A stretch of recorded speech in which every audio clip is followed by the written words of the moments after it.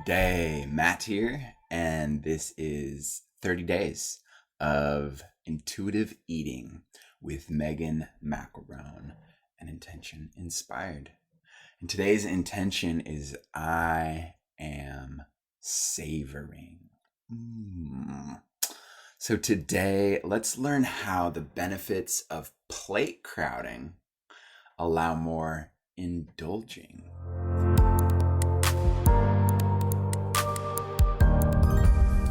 So if you are new with us here on this podcast, what we do is we focus on an intention for a period of time. They tend to be 30 days because that's just a good round number, but we've done a few 7-day journeys and some other journeys. And so this journey, this 30-day journey, we are focusing on intuitive eating, one intention at a time, and then within the intention, we have a handful of inspirations like healthy habits and journal prompts.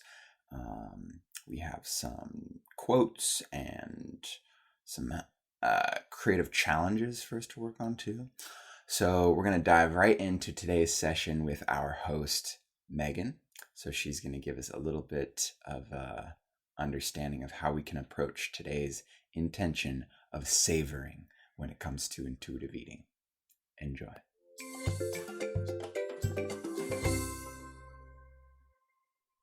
Welcome back to Intuitive Eating Encouraged. Our intention today is to embrace eating for energy. While there are a lot of other aspects to why you might have low or more high or low energy for the day, such as sleep, hydration, and stress levels, which we will be talking about, right now we want to just specifically talk about what you're eating and how you can change up the food you choose to eat specifically to give you more energy throughout the day, or at least help you with cravings and that slump you might get at like 3 p.m. And so how does that work? Well, after trial and error, what I've found to be the best way to eat for energy is to focus on balanced meals. Balanced meals created of whole foods. So I like to think of it like an 80-20 rule, where 80% of the time I eat really healthy whole foods, 20% of the time I'm indulging, kind of like the plate crowding. And so what does a balanced meal look like? Well, a balanced meal has a protein, a fiber, which is your carbohydrate, and some fats into it. And this can look however you want. Some foods have all three of those in there, like beans, and others only have one, right? Like olives, they have fat. They're made up mostly of just fats. So you want to create a balanced meal. What that might look like if you eat meat, right? So chicken, broccoli, rice. And that's like the normal dieters or bodybuilders go to: chicken, broccoli, rice, right? It doesn't have to be so boring, just simply showing you what it looks like. That's what a balanced meal is, because it's giving you the carbohydrates you need, it gives you which gives you the fiber you need, it gives you the protein you need, and it's giving you fat, all of which is going to help you feel fuller with less food, which is why we talked about like plate crowding, right? We want to fill up on these nutrient-dense foods. It's going to help you eat less and have more energy, because that's what your body needs, right? Your body functions on food for the most part. So fuel, like gasoline in your car, is food for us. And there's different types of gasoline out there. And so if you put a crappy gasoline in your car, it might not run so well versus putting in that premium gasoline. And maybe you can't afford the premium gasoline for your car, but your body isn't your car. Your body is the only place you have to live. So let's consider that we want to put premium into it as often as possible. This doesn't make you bad for indulging in junk food. It doesn't mean you can't have junk food or that you should stress out and beat yourself up for having sugar. You're going to eat sugar again in your life, probably. I know I will. It's really just about moderation and eating more for energy and less for using food to numb ourselves to life.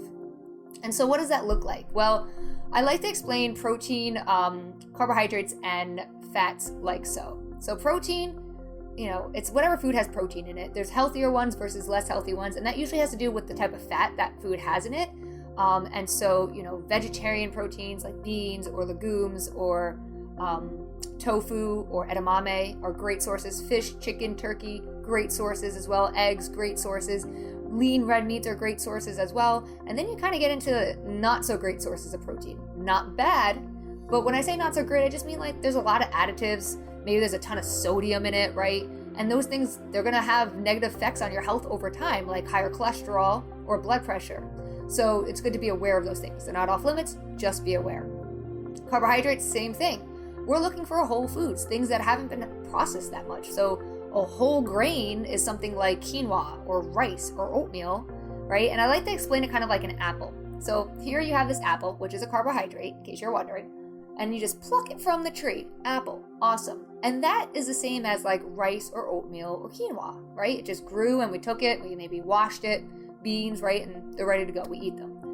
Then you can have that apple and you could peel it and you could mash it and you can make it some applesauce. Yummy, mostly apple, maybe you add a little sugar. You took away some fiber by peeling it because that's where the fiber is in the apple though, right? So it's slightly processed. And that's where we get into our slightly processed carbohydrates. So things like wheat bread or whole wheat pasta or like a protein pasta or something like that, right? Slightly processed. Not in its original whole form, but not like extremely processed and lacking all nutrients. And then we can take that apple and we can make apple pie. Still has apple in it. Definitely not as healthy as a regular apple. And that's more like your baked goods, your crackers, your chips, and all the extremely processed carbohydrates out there in the world, right? They're not bad, they're not off limits, but usually they don't fill you up and you need more than 1 or 2 servings to reach that fullness, which is showing that it doesn't have the nutrients your body needs, which is where plate crowding comes in. And so that's how I like to explain carbohydrates, because they're not bad, they're not off limits, but we want to think about, 80% of the time having it in the full apple form, whole grains, 20% of the time having that apple pie version of carbohydrates. And then when it comes to fats, it's all about your health, right? So with fat, you're really just looking for healthier fats like olives, olive oils, nuts, nut butter, seeds, avocados, and those kind of fats.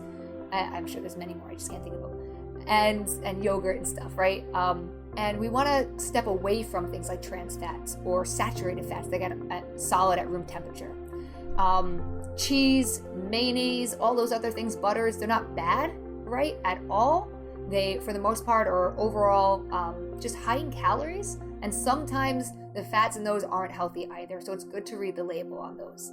Again, it's not about being perfect and always choosing the healthiest food, but when it comes to eating for energy purposes, you will notice that if you're eating these whole foods more often, you're going to have more energy.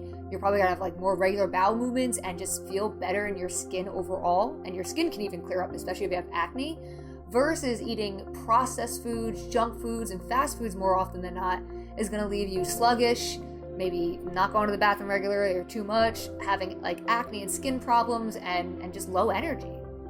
And so when it comes down to, eating for energy, our goal is to create these meals, eat them for hunger, stop when full, savor each bite, and see how that feels for energy.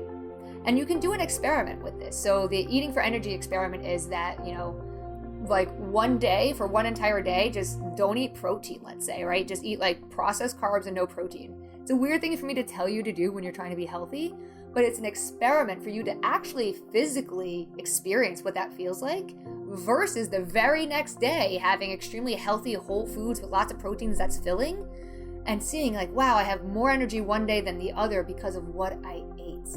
And how fast I ate it and how much I ate still matter here. So that's the experiment you can do if you want to. The last thing I'll say here is talking about snacks. So snacks are something, they're not bad, but we've definitely embraced them a lot. Like we all love snacks, at least in America, I've noticed. Snacks are not there to fill you up. They are there to bridge the gap between meals, right? To help with hunger until your next meal, which means that snacks are usually like half the size or even smaller than your meal itself. Often though, what ends up happening is our snacks are things like processed granola bars. Like I used to love Cliff Bars, and there's nothing wrong with Cliff Bars. I'm not saying there's anything wrong with them. They are fantastic if you're going on hikes and traveling and you can't get to a meal, but they are basically a meal replacement that's pretty high in sugar and they're really processed. So one Cliff Bar can be like 230 calories, where you could have like, I don't know, some other really awesome food for 230 calories, let's be real. And while we're not counting calories, it's just really good to realize, like, did that even fill you up? Was it good? And like, could you have chosen something else, right? The thing is that it was like the 1980s when snacking became popular. Before that, snacking was something that people did if necessary for hunger, and otherwise they just had breakfast, lunch, and dinner, right? And people usually grabbed healthy snacks like an apple or some nuts or carrots or Greek yogurt or something like that. And those are all amazing snacks. And even just some leftovers, like 5 bites of your leftover from dinner the next day can be a snack, right? So you can choose whole foods as your snack foods. But the world around the 1980s created snacking, like the snacking industry. And it's because, I don't know if this is the only reason, but from my research, it's because women went to work. Women stopped staying home and they went to work, which meant nobody was home cooking. Nobody was home making sure that everybody had their meal plan prepped, right? So now everybody's working, we're all super busy, and nobody's cooking for themselves, so we have to get on-the-go stuff, right? On-the-go prepackaged bars, on-the-go prepackaged this, hit the fast food drive-through, whatever it is. But the thing is that most of these processed and packaged snacks, often they're filled with added sugars, such as regular soda or sugary coffees and energy drinks, right? These are all energy zappers because while they might say low sugar or low fat or low carb, guess what? When they're taking out a natural nutrient, they're putting in a chemical, and that chemical is going to cause reactions in your body like sugar cravings and low energy.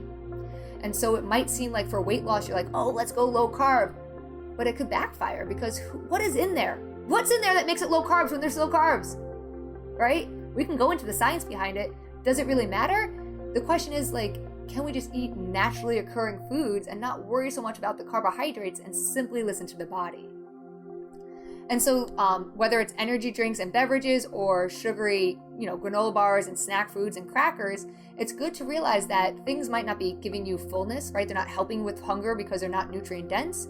And that includes your drinks that you're having that are filled with calories or your snack foods. So when it comes to snacking and using protein bars and all this other stuff, I was there for a long time. It's very easy to want to do that. Oh, here's this protein cookie. I remember, I forget the name of it. It's like Lenny and something protein cookies, right? And I found those and I was like, oh, protein cookies. I can eat cookies and get away with it because they're full of protein. So I'm being healthy, right? Nope. When you read the labels of those cookies, it's like half a cookie is 300 calories and has 20 grams of sugar in it. And it's not even that good of a cookie. I would much rather have a cookie I love that has no protein in it and less sugar and tastes better, right? And so that's where getting picky on what you indulge in comes in. Don't just indulge in something like a cookie because it has protein powder in it. Indulge in the cookie you actually want. Because usually those type of things, the protein bars, they're still filled with, tons of additives. And they claim they'll boost your energy. But that's not backed by anything. They're more like a superior candy bar with some protein in it, right? And then tons of sugar. That's all that you're eating there. And so you can definitely eat more whole foods. Again, all food is abundant. No food's off limits. I'm not trying to get you to become afraid of protein bars or cut them out of your life. I still eat protein bars myself. I still get my protein shakes. I like them. I'm just not living by them. They're not my snack 2-3 times a day, every day, because they're not that filling. They usually lead to me needing to eat again an hour later. And instead I started to choose whole foods as my snacks. And I use things like bars and quick things like that when necessary, like traveling and hiking and going on a plane or being in a car for a really long time or being in a meeting that I know I can't go eat, right? So they're there to help you adapt to stress and busyness in life. They're not there to replace meals and snacks. And so when it comes to choosing your snack foods, try your hardest to choose whole foods as often as possible, and don't choose those, sugary processed snacks unless you actually like the way they taste. If you're just choosing it because you think, hey, this is healthier and I'm trying to lose weight, and you don't even like the way it tastes, just stop eating it and go get something you actually like so you don't feel deprived, so you don't feel the need to go overeat or binge or emotionally eat later on tonight. All right. So that's all about how you can eat for energy. So take time over the next few days to keep an energy journal, right? So this isn't exactly a food journal, although it could be. And just note, do you have energy today? Do I have energy 2 hours after this meal? Is this meal sapping my energy, right?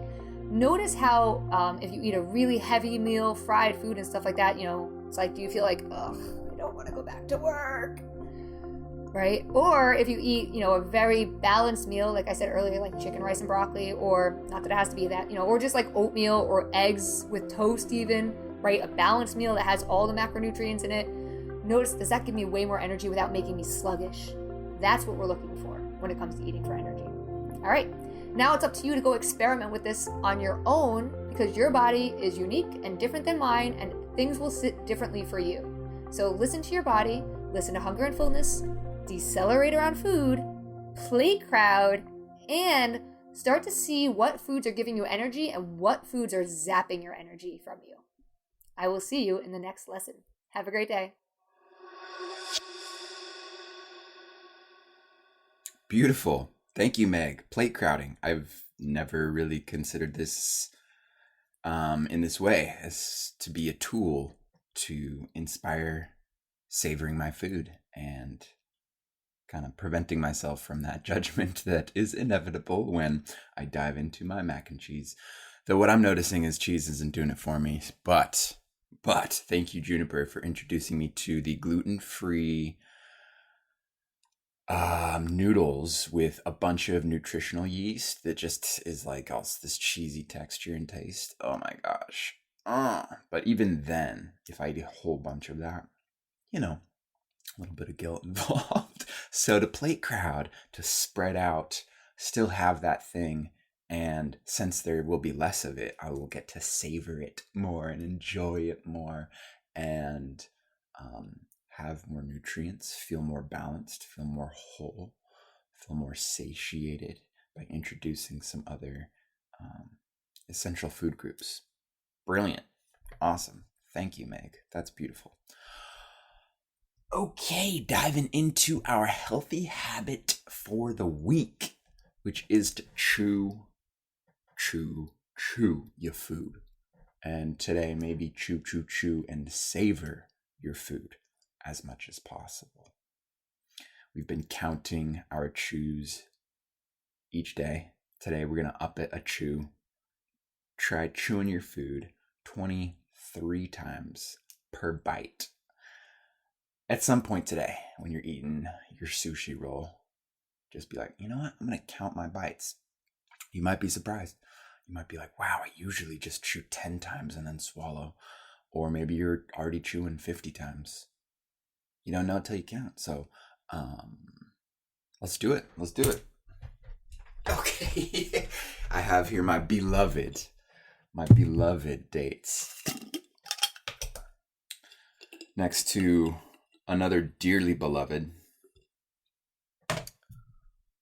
nut butter with like 6 different kinds of nuts in here. It's insane. All right, you got a food with you? Maybe you just come grab an apple that's near you or something, and let's chew some food together and count 23 bites to see what that feels like. Ready? Cheers.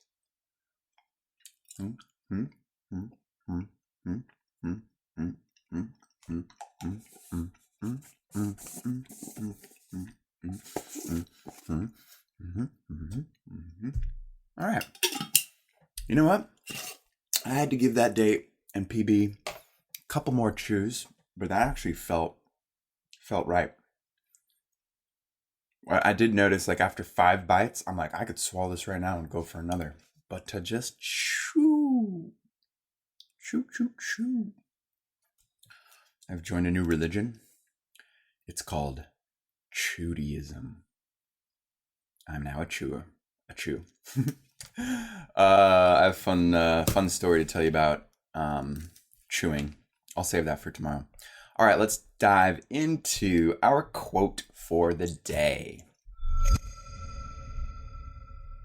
Today's quote is by Eveline Triboli, who said, "If you don't love it, don't eat it. And if you love it, savor it." Nice. All right, get your journal out and let's dive into today's journal prompt. Our question for today is, considering nothing is off limits, how can you enjoy all the foods you love even more without overeating them? So go ahead and give yourself a moment, maybe hit pause and journal on this question.